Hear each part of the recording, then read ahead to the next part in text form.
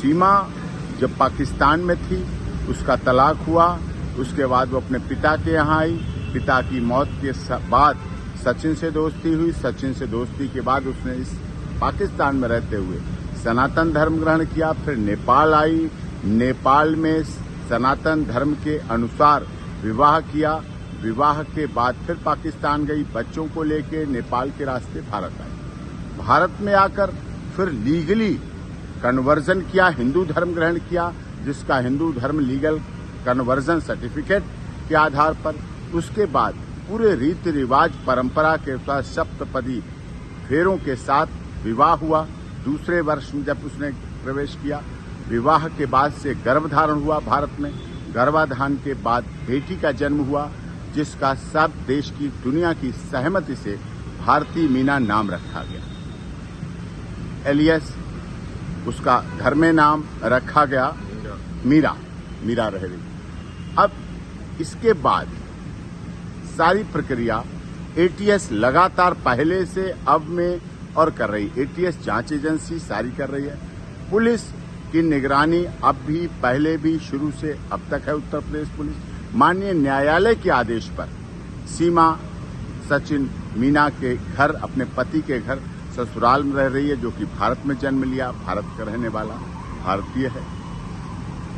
देश के महामहिम राष्ट्रपति जी के यहाँ उसकी याचिका लंबित है। सारे ओरिजिनल डॉक्यूमेंट जो पाकिस्तान से लाई थी सब सीमा के एटीएस के पास हैं, जांच कर रही है। सीमा अपने ससुराल और अस्पताल के अलावा आज तक कहीं नहीं गई। पिछले दिनों जब से ये पहलगाम घटना हुई, उससे भी एक दिन पहले उसके तीसरी नंबर की बेटी को वायरल फीवर की वजह से डेंगू हुआ। डेंगू में प्लेटलेट्स बहुत डाउन हुए। अभी भी वो बेटी के लिए दोनों पति पत्नी परिवार के साथ हॉस्पिटल में है, इलाज चल रहा है लगातार। नवजात बच्ची उनके साथ है भारत में बेटी, उसका सर्टिफिकेट उत्तर प्रदेश की माननीय सरकार ने जारी कर रखा है, बर्थ सर्टिफिकेट, और उसके आधार पर है, भारत में रह रही है।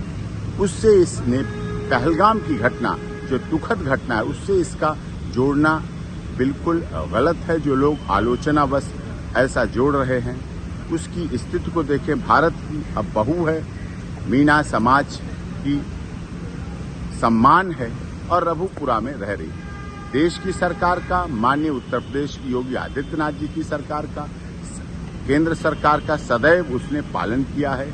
एटीएस की तमाम जांच में सदैव भाग लिया है।